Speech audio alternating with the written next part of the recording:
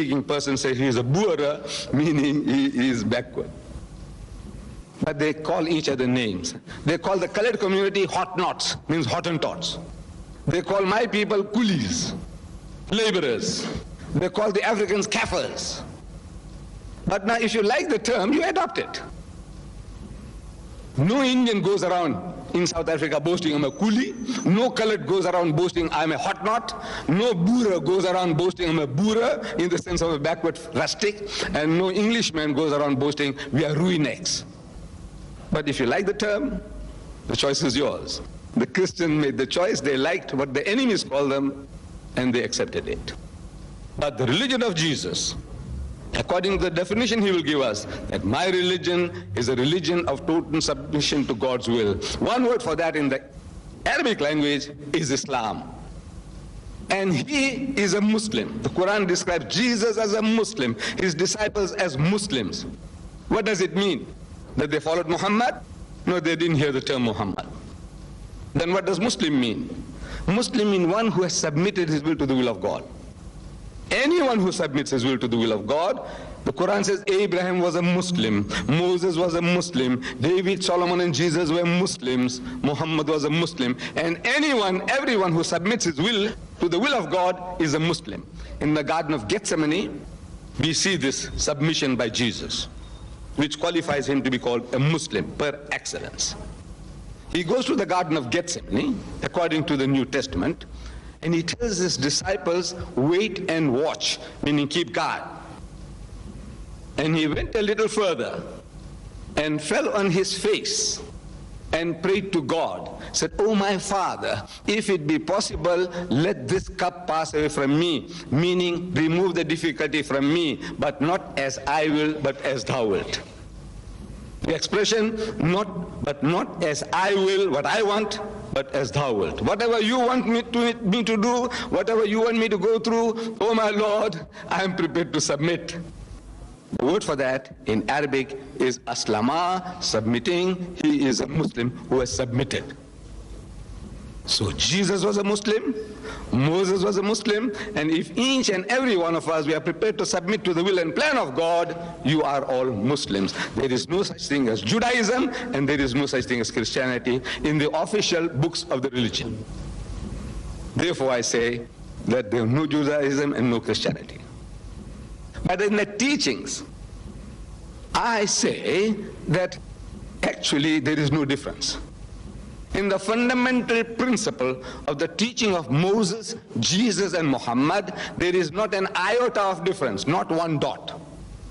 I said in the fundamentals of the teachings of Moses, Jesus and Muhammad, even as recorded today in the Christian Bible, there is not an iota of difference. And I prove it to you. We want to know from the Jews. What is the first commandment? The most important thing in your faith. The first commandment, what is it? So he would tell you in the Hebrew language. If he knows, I asked an elderly Jew, I said, now, do you know the Shema? We say the Shahada. They say the Shema. I said, do you know the Shema? He said, my wife knows it at home. I said, no, I want to know whether you know it. However, the Shema is the Shahada of the Jew as given out, uttered by the Holy Prophet Moses. The Shema Israel Adonai Eloheinu Adonai Echad. Hear, O Israel, the Lord our God, the Lord is one.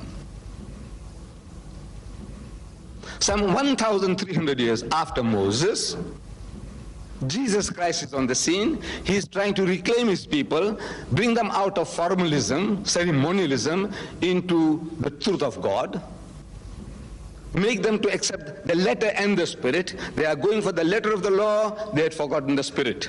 And as a reformer among the Jews, we believe as the Messiah, he had come to reclaim them, put them back onto the path. But his preaching, when he preached, the Jews, they thought something otherwise, that this man has brought another religion. Because the way he preached, he didn't preach like the other Jews. The other Jews always said, it is written. Moses said this. It is written, Isaiah said this. It is written, Jeremiah said this. Everything, it is written, and they quote. Jesus doesn't speak like that. He says, it has been said by them of old time, thou shalt not commit adultery. But I say unto you, on a different level now. It sounds different. I am telling you, you heard that you must not commit adultery. But I say unto you, whosoever looketh upon a woman to lust after her, had committed adultery with her already in his heart. He's speaking with authority. Not what's written. What is written is there, but now I'm telling you this. You listen to me. Again, he says, it has been said by them of old time, an eye for an eye and a tooth for a tooth. But I say unto you, resist not evil. He who strikes you in the right, you give him the other. It has been said by them of old time, that whosoever puts away his wife, let him give her a bill of divorcement. But I say unto you, that whosoever puts away his wife, save for the cause of fornication, causes her to commit adultery, and whosoever marries her that is divorced, committed adultery. You noted? But I say unto you, but I say unto you, but I say unto you. That created the wrong impression in the hearts and minds of the Jews that this man has brought a new religion. So they come to him, Gospel of St. Mark chapter 12, verse 29, they come to him and this is Master. In the Hebrew language, Rabbi. They were sarcastic. But they showed respect. Outwardly, it's a Master, Rabbi, Maulvi Sahib, or Bishop, Bishop Sahib. What commandment is the first of all? And Jesus answers and says unto him, the first is, in the Hebrew language he said, Shama Israelu Adonai Eloheinu Adonai Echad. Hear, O Israel, the Lord our God, the Lord is one. He repeated word for word what was given by Moses 1300 years before, without the change of a dot. Meaning that in the fundamentals of faith, no change. So Trinity was what he had come to teach. That was the occasion for him to clarify himself that, look, you have been hearing about Shema Israelu Adonai Eloheinu Adonai Echad, but now I'm telling you that for there are three that bear record in heaven, the Father, the Word, and the Holy Ghost, and these three are one. That was the occasion. But he didn't say any such thing. In other words, in the fundamentals of faith, no change. Same. Some 600 years later, a Christian deputation comes to the Holy Prophet Muhammad from an area called Najran, and they were housed in the mosque of the Prophet for 3 days and 3 nights. They ate there, they slept there, and for 3 days and 3 nights they had a dialogue in the Masjid al-Nabawi, in the mosque of the Prophet. During the course of the discussion, the spokesman for the Christian poses the question, among so many other things. He says, all right, now tell us, O Muhammad, what is your concept of God?